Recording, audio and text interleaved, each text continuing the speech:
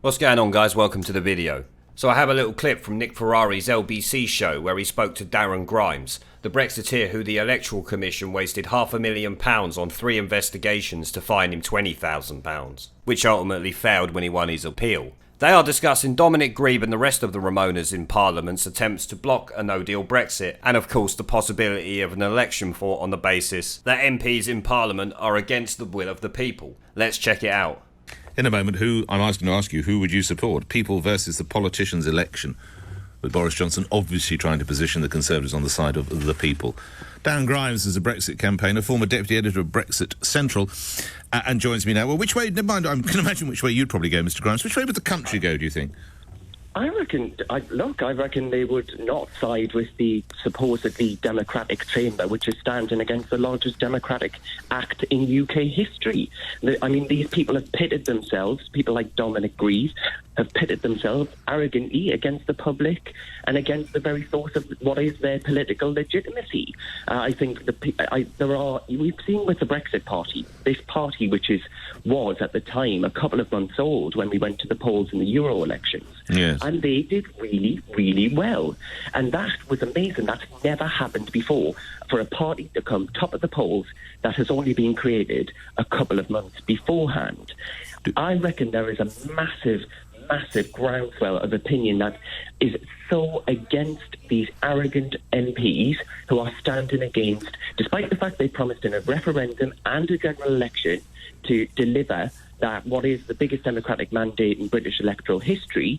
Yes. I reckon there will be. Boris Johnson will receive something support if that's how this election is actually pitted. And those who possibly don't see it your way, Mr. Grimes, could this be one of the most classic examples of the so-called Westminster bubble, or perhaps that should be the M25 bubble, being removed from the rest of the country? I do actually think that, yeah, absolutely, because you've got, this has been going on for ages now. You've got it even during the referendum itself when David Cameron refused to let the civil service plan for a leave outcome. You know, they were so arrogant that they didn't even think that we, the 17.4 million plebs, would dare go against what they've told us to do.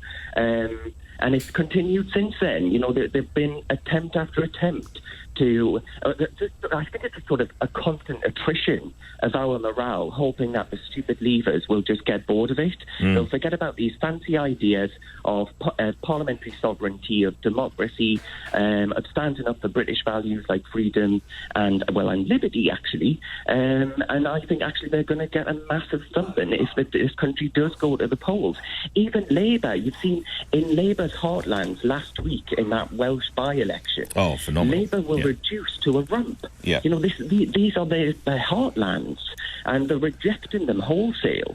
That says to me that there's a lot of anti-Westminster sentiment, basically. In which case, just lastly, and just bear with me for a moment, in which case, why not have a second referendum? Because if you allow that probably the two most potent campaigners of recent years would campaign for leave, I speak of Boris Johnson and Nigel Farage, suspend whether you like either of them, they are incredibly successful, so they'd be running the leave side. Who's going to run the Remain side against those two? Well, seriously, like maybe Dominic Grieve. Well, with respect to Mr. Grieve, he's fighting to stay in Beaconsfield, let alone the whole of the... So you'd have Johnson and Farage running a campaign. You tell me someone who could size up to them campaign terms. But that's exactly what I think a general election would be, though, Nick. I think a general election would be a de facto referendum. Well, that means the Tories and Brexit have to do a deal, of course, Darren. Not necessarily. I don't actually think that's true. It depends when the general election is, of course, but if Boris makes absolutely clear that we're coming out on October 31st, deal or no deal, which, by the way, is what our MPs failed to realise they actually voted for in invoking Article 50. They're quick to tell us that we didn't know what we were voting for, but they seem to have missed the fact that they did actually vote for a no-deal Brexit in invoking Article 50. But I reckon if a general election would be a referendum, a second referendum. Actually, do you know what? The third referendum, because we had the second in the general election in 2017, and 85% of political parties committed to delivering Brexit, they were the ones that got voted for. They were the ones elected to Parliament. Darren Grimes, I will leave it there. Darren, thank you. You're obviously a Brexit campaigner. You were deputy editor of Brexit Central. So Darren asked Nick what he thinks the country would vote for in a people versus the Remoaning shitweasels in Parliament vote, remembering that they want to wipe their arse with democracy and stop us from leaving the EU on Halloween. Darren, like any sane person, knows the country would vote against the political class because they are openly standing against the largest democratic vote in our history. We really need to let that sink into people, because that is really what this boils down to. Even if you did not vote to leave the EU in 2016, you have to accept the outcome of a democratic vote, and Darren thinks most people would agree with that sentiment. For MPs like Dominic Grieve to think Parliament could ignore such a vote is a national disgrace, and when a general election is called, all this information, what these Remoaning scumbags in Parliament and the media have been doing, will be put out there by the Brexiteers on national television through campaign adverts and TV appearances that the average viewer will see who does not follow politics shows, and will likely swing a lot of people towards the Brexit side, as most people in Britain believe in democracy. Darren points out people like Dominic Grieve have arrogantly pitted themselves against the public and their political legitimacy. They have no political legitimacy left, in my opinion. I've said it multiple times. If we was at war, what these people are doing would be considered treason. They act like representatives of the EU, not the UK. It's like they forgot who elected them to their positions and feel entitled to it. As Darren said, take a look at the Brexit Party in the EU elections. The party had only been formed for around 6 or 8 weeks when they won the EU elections with a great showing, because the political class had been taking us all for a ride. Mabel had no intention of leaving the EU. How do we know she didn't work with them to come up with that deal that they knew would never get through Parliament in the hope Article 50 would be resolved? I would give that theory more credibility than any that tried to say she wanted to get us out of the EU, because nothing she did proves that. Perhaps she called the 2017 general election in the hopes of losing her majority to ensure Brexit did not happen. I guess we will never really know. Nick asked if the political elite in Westminster are removed from the rest of the country. Now my answer would be, is water wet? Of course they are removed from the rest of the country. They might as well be on Mars, it's that bad. They think the media and Twitter spheres their lives revolve around now are actually what the country thinks, when we all know it's not. This is not a new thing though. Darren points out that even during the 2016 referendum, David Cameron had been telling the civil service not to plan for a leave outcome, because they were so arrogant in their belief that us dumb cunts would not vote for the right to govern our own country because we don't want to be a part of the federal EU superstate. Philip Hammond followed in Cameron's footsteps this year and last when he refused to tell businesses to prepare for no deal, so Darren is 100% right there. It's not new, and until recently it was still going on, so yeah, I would say the Westminster bubble are pretty far removed from the rest of the planet, never mind the country. Darren is probably 100% right when he claims the Remoaners are trying to wage a war of attrition against us, hoping we will get bored and forget about it. Of course, they are forgetting that the public won't ever give up or get bored of defending democracy. If politicians won't do it for us, then the people will do it themselves. This is what Boris Johnson has noticed and now realises if he don't get us out, he will join Theresa the EU appeaser on the shit heap of history, along with the Conservative Party itself. The Remoaners like Grieve are going to get destroyed when we go to the polls, simply because the British people believe in democracy and freedom.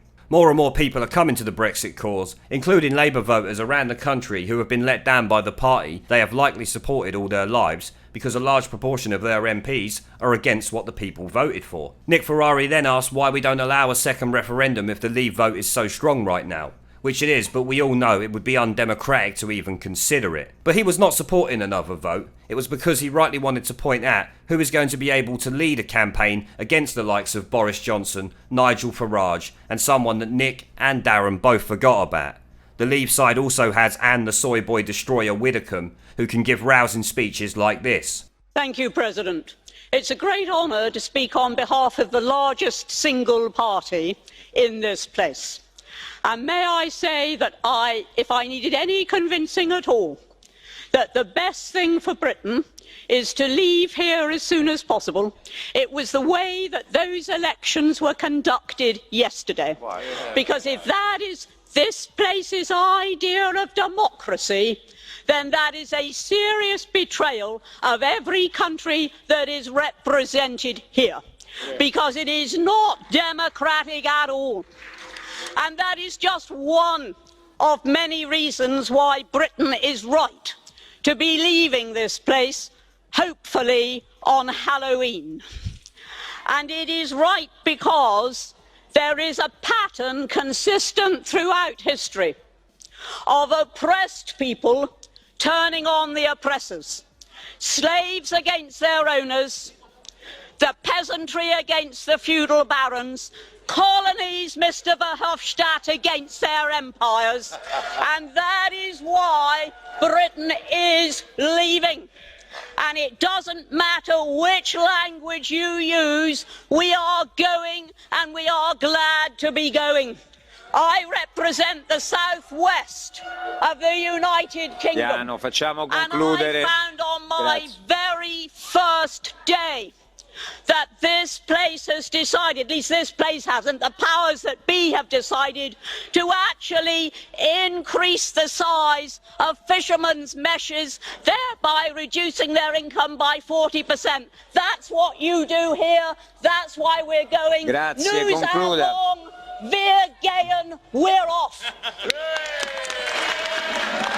Sorry I had to play the entirety of that speech, it never gets old. The Remain campaign stands no chance against this lot. They can command the attention of people, when everyone on the Remain side is like a damp fucking rag after someone burned it and pissed all over it to put it out.